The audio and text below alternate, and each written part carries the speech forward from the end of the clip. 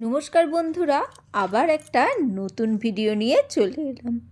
আজকে ফুলকপি আলু দিয়ে একটা রেসিপি করেছি, যেটা রুমালি রুটি বা লাচ্চা পরোটা দিয়ে দারুণ যাবে। চলো কিভাবে বানিয়েছি। প্রথমে ফুলকপিটাকে কেটে টুকরো করে নিয়েছি, আর এখানে দুটো আলু কেটে নিয়েছি। এইটাকে আমি চায়ের কাপে 2 কাপ জল দিয়ে সেদ্ধ করে নেব। প্রেশার কুকারে দিয়ে একদম যতগুলো ইচ্ছা তোমাদের সিটি দিয়ে দেবে, 2-3টে দিলেই যথেষ্ট, বেশি পড়লেও কোনো অসুবিধা নেই। একবার অবশ্যই এইভাবে একদিন ট্রাই করে দেখো, দারুণ লাগবে। এখানে কাঁচা বাদামগুলো আমি শুকনো কড়াইতে ভেজে নিচ্ছি। হালকা করে মিডিয়াম ফ্লেম রেখে বাদামগুলো ভাজবে, তাহলে খুব সুন্দর ভাজা হয়ে যায়। আর এখানে দেখো প্রেশার কুকারে আমার কপি আলুগুলো সেদ্ধ হয়ে গেছে। সেইগুলো আমি এই ডাল ঘোটার জিনিসটা যেটা থাকে, সেই ঘুটনি দিয়ে আমি এইভাবে চেপে চেপে নিচ্ছি। হাত দিয়ে চটকানোর কোনো দরকার নেই, যেটুকুনি আস্ত থাকবে, যেটুকুনি ঘুটে যাবে সেই ঘুটে যাবে। এইভাবে চিপে দিলেই হয়ে যাবে, ঘোটার কিছু নেই। বাদামটা যথারীতি এই দিকে দেখো ভাজা হয়ে এসেছে। এবারে তুলে নেব। তুলে অবশ্যই একটু ঠান্ডা হতে দেবে, বেশ ঠান্ডা হলে খোসাগুলো ওপর দিয়ে ছাড়ালে উঠে যাবে। এরপরে আমি এর মধ্যে আলমন্ড বাদাম ভেজে নিচ্ছি। অনেকটা পরিমাণ তোমাদের লাগতেই পারে, কারণ পুরো একটা বড় কপি ছিল তো, সেই জন্যে পরিমাণগুলো একটু বেশি। আলমন্ড বাদামটাও হালকা করে ভেজে অন্য জায়গায় রেখে দিলাম। বাদামের সাথে কিন্তু নয়, বাদামের খোসাগুলো ছাড়াতে হবে। আর এখানে কাজুটাকেও হালকা করে নাড়াচাড়া করে নিচ্ছি।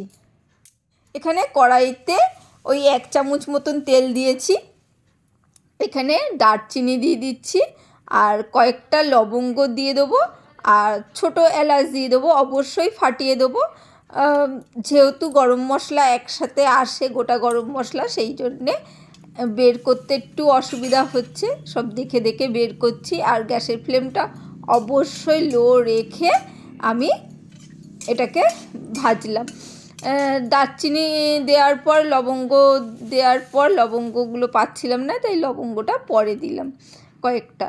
আর তার সাথে হালকা করে ভেজে নিয়ে 2টো শুকনো লঙ্কা দিয়ে দিচ্ছি। দিয়ে হালকা করে ভেজে নিচ্ছি। 3টে ছোটো এলাচ দিয়েছিলাম, আর দারচিনি তো কতটা দিলাম দেখতেই পেলে। লবঙ্গ 5টা টুকরো দিয়েছি। এখানে আদাটা সুন্দরভাবে নাড়াচাড়া করে নিচ্ছি।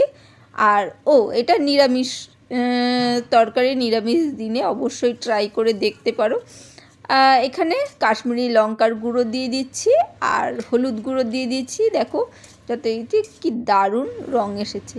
এখানে লবণ দিয়ে দিলাম, একটু চিনিও দিয়ে দিলাম, নিরামিষ তরকারি যেহেতু। আর লবণটা কিন্তু আমি সেদ্ধ হওয়ার সময় ওখানে দিইনি। আর 1 চামচ মতন আমি টক দই দিয়ে দিলাম। বেশি টক দই নেই, 1 চামচ মতন ছিল, সেই জন্য আমি তুলে আর দেখাতে পারলাম না, বাটিটা পরিষ্কার করে দিয়ে দিলাম। আর এখানে চিনে বাদাম মানে কাঁচা বাদামগুলো খোসা ছাড়িয়ে নিয়েছি। আর এখানে আলমন্ড আর কাজুটা একসাথে করে রেখেছিলাম, সেইটাই গুঁড়ো করে নেব। আর কাঁচা লঙ্কা লাগবে, যার জন্য টেস্টটা আরও দারুণ আসবে।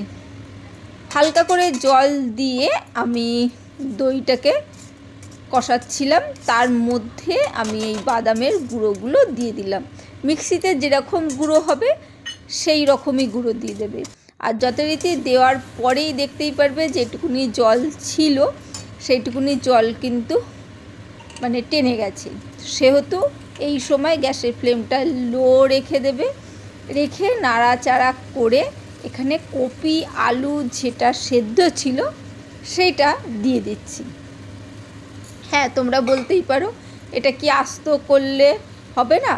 না, আস্ত করলে সেই টেস্টটা আসবে না। এইভাবে আধ ভাঙা মানে এবং একদম একদম চটকানো যে জিনিসটা হয়েছে, কিছুটা আধ ভাঙা থাকবে, কিছুটা চটকানো মতো প্রেশার কুকারে সেদ্ধ হওয়ার জন্যে। সবগুলো কিন্তু একদম গলে যাবে না, সেই জন্যেই ডালের কাটা দিয়ে আমি এটাকে নাড়াচাড়া করেছি যথারীতি। দারুণ খেতে হয়েছিল। এইটাকে মিডিয়াম ফ্লেমে আস্তে আস্তে কষতে হবে।